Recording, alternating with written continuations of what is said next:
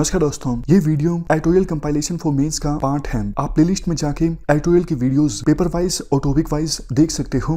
और अगर आप दिसंबर 2019 के बाद की वीडियोस को देखना चाहते हो तो वीडियो के नीचे मौजूद ज्वाइन बटन की सहायता से आप मेंबरशिप को ज्वाइन कर सकते हो। चलिए डिस्कशन स्टार्ट करते हैं। आप जीएस पेपर 2 के इस टॉपिक से आर्टिकल को रिलेट कर सकते हो। सबसे पहले आप मुझे एक बात बताइए, मल्टीलेटरलिज्म का मतलब क्या है? देखो, मल्टीलेटरलिज्म का मतलब ये है जब दो या फिर दो से अधिक देश एक साथ आते हैं एक प्लेटफॉर्म पर किसी प्रॉब्लम का समाधान निकालने के लिए, किसी इशू को एड्रेस करने के लिए। तो ये एक एग्जांपल है मल्टीलेटरलिज्म का। जैसे UN, WHO, even BRICS, Quad, ये सब भी एग्जांपल्स हैं मल्टीलेटरलिज्म के। जब देखो सेकेंड वर्ल्ड वॉर हुआ था तो उस सेकेंड वर्ल्ड वॉर में इतनी ज़्यादा तबाही मची थी, बड़े देशों ने उस समय ये रियलाइज़ किया था, एक तो ग्लोबल इंस्टीट्यूशन होना चाहिए जो कि विभिन्न देशों के बीच कोऑपरेशन इस्टाब्लिश करे, वर्ल्ड में पीस इस्टाब्लिश करने का काम करे। एक ऐसा इंस्टीट्यूशन होना चाहिए। इसी सोच के साथ यूएन को इस्टाब्लिश किया गया था 1945 में। लेकिन देखो, फिलहाल पूरा वर्ल्ड एक बहुत बड़े क्राइसिस के दौर से गुजर रहा है, बट यूएन की भूमिका पर बहुत सारे क्वेश्चंस उठ रहे हैं। यूनाइटेड नेशंस सिक्योरिटी काउंसिल में कोविड-19 की डिस्कशन को ब्लॉक कर दिया गया चाइना के द्वारा। चाइना के पास वीटो पावर है, चाइना ने अपनी वीटो पावर का इस्तेमाल किया और डिस्कशन नहीं होने दी कोविड-19 के इशू पर। चाइना ने ये आर्ग्यूमेंट दिया कि कोविड-19 से इंटरनेशनल पीस और सिक्योरिटी को खतरा नहीं है, ये एक महामारी है। जब चाइना ने ये आर्गुमेंट दिया कि डिस्कशन नहीं होनी चाहिए यूनाइटेड नेशंस सिक्योरिटी काउंसिल में कोविड-19 के इशू पर, तो साउथ अफ्रीका और रशिया, ये दोनों देश ब्रिक्स में भी शामिल हैं, इन दोनों देशों ने चाइना का साथ दिया। अब देखो, हैरानी वाली बात यह है, कोविड-19 जैसा बड़े इशू पर चाइना चर्चा नहीं चाहता है यूनाइटेड नेशंस सिक्योरिटी काउंसिल में, बट कश्मीर में एडमिनिस्ट्रेशन कैसे चलेगा इसमें बदलाव हुआ है। बट इस इशू को बार बार पुश कर रहा है चाइना कि ये इशू डिस्कस होना चाहिए यूनाइटेड नेशंस सिक्योरिटी काउंसिल में। सोच के देखिए, कश्मीर में एडमिनिस्ट्रेटिव चेंज चाइना के लिए बहुत बड़ा इशू है जिससे इंटरनेशनल पीस और सिक्योरिटी कॉम्प्रोमाइज हो सकती है। इसलिए चाइना बार बार बोलता है कि ये इशू डिस्कस होना चाहिए यूनाइटेड नेशंस सिक्योरिटी काउंसिल में।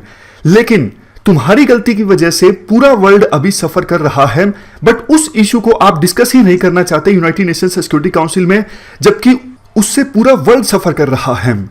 चलो देखो, एक पल के लिए मान भी लिया जाता है कि चाइना के पास वीटो पावर है, इसलिए चाइना अपनी मनमानी करता है। बट यूएन की ब्यूरोक्रेसी, यूएन के सेक्रेटरी जनरल, ये क्यों चुप हैं? कश्मीर के इशू पर तो यूनाइटेड नेशंस के सेक्रेटरी जनरल ने स्टेटमेंट दी थी। उन्होंने सिटीजनशिप अमेंडमेंट एक्ट के ऊपर भी कंसर्न्स रेज किए थे। नेशनल रजिस्टर ऑफ सिटीजन्स के ऊपर भी यूनाइटेड नेशंस के सेक्रेटरी जनरल एंटोनियो गुटेरेस बोले थे। बट कोविड-19 के इशू पर सिर्फ जनरल स्टेटमेंट्स दी जा रही हैं यूनाइटेड नेशंस के सेक्रेटरी जनरल के द्वारा, जैसे पूरी मानवता को एकजुट होकर लड़ना होगा। उन्होंने कुछ भी स्पेसिफिक नहीं बोला है। और देखो, ध्यान देने वाली बात यह भी है, फरवरी के महीने में जब ये नोवल कोरोना वायरस वर्ल्ड के विभिन्न देशों में फैल रहा था, तो ऐसी सिचुएशन में भी यूनाइटेड नेशंस के सेक्रेटरी जनरल एंटोनियो गुटेरेस ये पाकिस्तान की यात्रा पर गए और वहां पर जाके उन्होंने कश्मीर इशू पर इंडिया और पाकिस्तान के बीच मीडिएशन का ऑफर दिया। जबकि इंडिया हमेशा से कश्मीर इशू पर मीडिएशन का विरोध करता आया है। तो कहने का मतलब देखो यही है कि जिस समय पर वर्ल्ड को ग्लोबल इंस्टीट्यूशंस की सबसे ज़्यादा आवश्यकता थी, उस समय जो ये ग्लोबल इंस्टीट्यूशंस हैं ये कोलैप्स कर गए हैं। आप डब्ल्यूएचओ का एग्जांपल ले लीजिए। कल भी हमने आर्टिकल डिस्कस किया था। कुछ एक्सपर्ट्स तो ये बोलते हैं कि डब्ल्यूएचओ को बलि का बकरा बनाया जा रहा है, गलती चाइना की है। भाई, 1 लाख लोग मर गए पूरे वर्ल्ड में इस महामारी की वजह से, और डब्ल्यूएचओ का काम था हेल्थ क्राइसिस को हैंडल करना। तो जो क्वेश्चंस पूछे जा रहे हैं डब्ल्यूएचओ से वो बिल्कुल रीजनेबल हैं। आंसरेबिलिटी, अकाउंटेबिलिटी बनती है डब्ल्यूएचओ की। तो इन आर्ग्यूमेंट्स को देखे राइटर ये कहते हैं, देखो, आज़ादी के बाद से ही इंडिया का बहुत ज़्यादा भरोसा था यूएन में, बट फिलहाल की सिचुएशन को देखते हुए इंडिया को प्रैक्टिकल होने की आवश्यकता है। इंडिया को झूठा भरोसा या फिर झूठी एक्सपेक्टेशन इन ग्लोबल इंस्टीट्यूशन से नहीं रखनी चाहिए।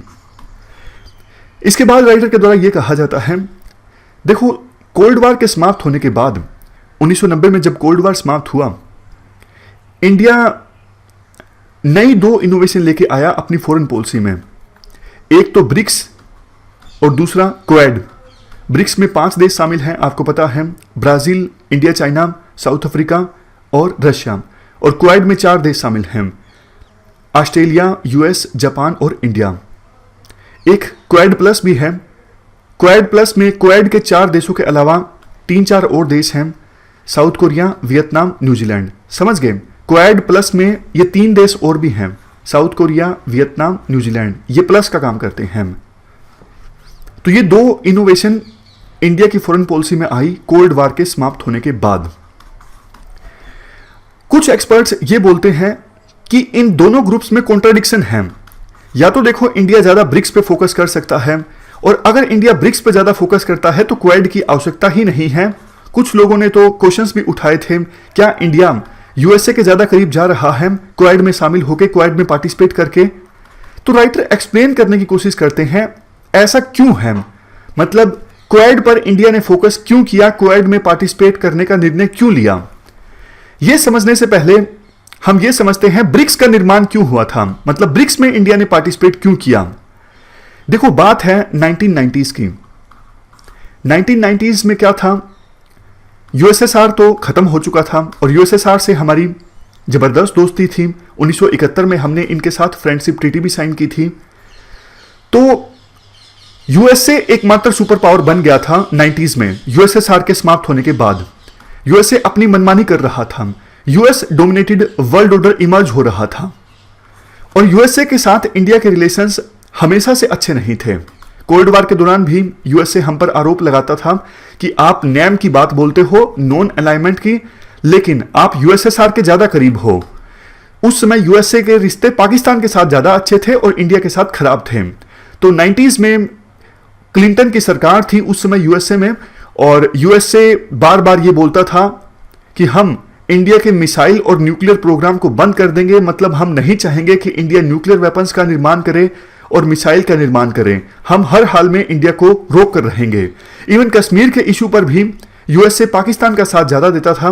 यूएसए बोलता था कि इंडिया को कि आप पाकिस्तान के साथ बैठिए, हुर्रियत के साथ बैठिए और कश्मीर इशू का समाधान करिए। अगर आपको हमारी मदद की आवश्यकता है तो हम आपकी मदद करेंगे। तो ये चीज भी इंडिया के अगेंस्ट थी। जैसे मैंने आपको पहले बताया, इंडिया नहीं चाहता कश्मीर इशू पर किसी प्रकार का मीडिएशन हो।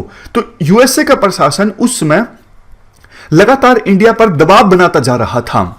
तो इंडिया को लगा कि यार यूएसए का सामना करने के लिए हमें चाइना और रशिया के करीब जाने की आवश्यकता है।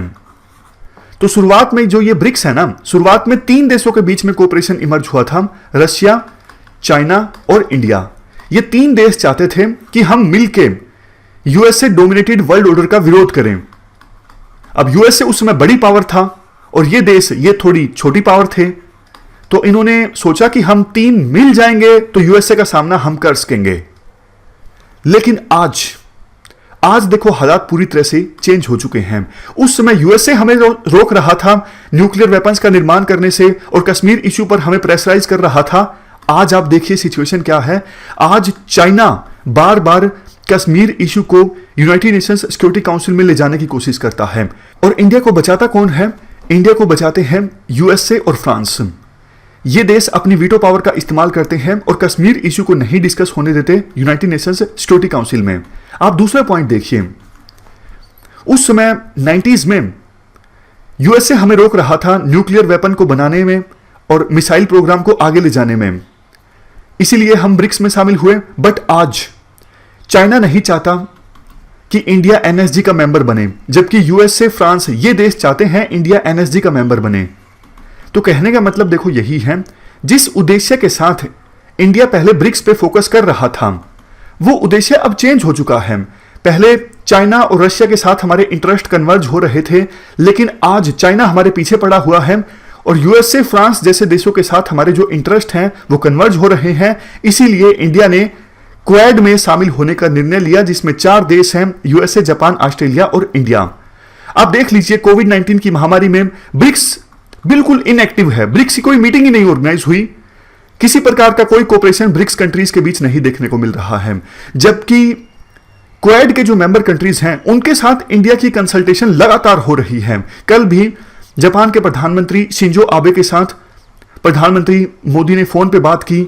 इवन यूएसए को हमने हाइड्रोक्सी क्लोरोक्विन ड्रग्स भेजी और यूएसए के राष्ट्रपति ट्रंप ने हमारा धन्यवाद भी दिया। इसके बाद राइटर एक नए एस्पेक्ट की बात करते हैं। राइटर कहते हैं, देखो जब देश आजाद हुआ था तो उस समय कॉलोनिज्म का विरोध काफी किया था इंडिया ने, क्योंकि इंडिया भी पहले एक कॉलोनी था। इंडिया को पता था कि कॉलोनी बनने का दर्द क्या होता है, इसलिए इंडिया ने कॉलोनिज्म का विरोध किया था। इंडिया उसमें डेवलपिंग कंट्रीज को, लीस्ट डेवलप कंट्रीज को काफी सपोर्ट करता था और डेवलपिंग कंट्रीज का लीडर भी शुरुआती दौर में इमर्ज होकर आया था। अब देखो कॉलोनिज्म को प्रमोट कौन करते थे, गरीब देशों को कॉलोनी बनाता कौन था, यूरोपियन कंट्रीज।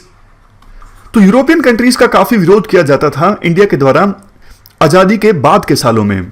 उस समय इंडिया एशियन अफ्रीकन यूनिटी पर काफी फोकस करता था और इसी का नतीजा था कि नॉन अलाइन मूवमेंट में इंडिया ने एक लीडर की भूमिका निभाई। बट देखो आज हालात किस प्रकार से चेंज हुए हैं मैं आपको बताता हूं। नैम को इंडिया ने इग्नोर कर दिया है, इसका काफी क्रिटिसिज्म भी हुआ और कुछ एक्सपर्ट्स ने तारीफ भी की। लेकिन देखो बात यहां पर यह है, बेसिक इंडिया ने नैम को इग्नोर कर दिया हो, बट डेवलपिंग कंट्रीज के साथ कोऑपरेशन इस्टेब्लिश करना इंडिया ने नहीं छोड़ा है। इंडिया को पता है कि डेवलपिंग कंट्रीज के साथ और लीस्ट डेवलप कंट्रीज के साथ अच्छा कोऑपरेशन होना, अच्छे रिलेशंस होना बहुत ज्यादा जरूरी है। और फिलहाल एक और चेंज जो ये आया है, पहले इंडिया यूरोपियन कंट्रीज का विरोध किया करता था, उनको कॉलोनिज्म के लिए दोषी ठहराया करता था, लेकिन आज इंडिया को यह लगता है कि ऐसा वर्ल्ड ऑर्डर इमर्ज होना चाहिए जिसमें यूरोपियन कंट्रीज की भी अपनी अहमियत हो। ऐसा इसलिए क्योंकि इंडिया को एक बात यह समझ में आ गई है कि यूरोपियन कंट्रीज आज के समय में उतने ताकतवर नहीं हैं जितने वो पहले हुआ करते थे जब उन्होंने विभिन्न देशों को कॉलोनी बनाया था या फिर आजादी के बाद के सालों में। आज खतरा यूरोपियन कंट्रीज से नहीं है, आज कॉलोनिज्म का खतरा नहीं है, आज खतरा है चाइना से। चाइना जल्द ही यूएसए को रिप्लेस करके सुपर पावर बन सकता है, China dominated world order establish हो सकता है, जो कि इंडिया बिल्कुल भी नहीं चाहता। ये इंडिया के इंटरेस्ट के अगेंस्ट है। इसीलिए जर्मनी का जो ये इनिशिएटिव है अलायंस फॉर मल्टीलेटरलिज्म, इंडिया ने इस अलायंस को सपोर्ट किया। तो ये सारे एग्जाम्पल्स देकर सी राजा मोहन बोलते हैं, देखो जो ग्लोबल इंस्टीट्यूशंस हैं, यूएन से लेकर डब्ल्यूएचओ से लेकर डब्ल्यूटीओ, ये सारे अभूतपूर्व टर्मोइल का सामना कर रहे हैं। मतलब इन इंस्टीट्यूशंस में काफी उथल पुथल है और आने वाले समय में या तो ये इंस्टीट्यूशंस बिल्कुल कोलैप्स हो जाएंगे, इनकी जगह नए इंस्टीट्यूशंस आएंगे, अदरवाइज रीस्ट्रक्चरिंग हो सकती है इन इंस्टीट्यूशंस में। तो इंडिया को प्रैग्मेटिज्म अपनाने की आवश्यकता है, प्रैक्टिकल होने की आवश्यकता है, ताकि इस वोलेटाइल वर्ल्ड में अपने नेशनल इंटरेस्ट को परस्यू किया जा सके। तो ये हमने पूरा आर्टिकल डिस्कस किया। इस डिस्कशन में फिलहाल इतना ही है। Thank you very much for discussion.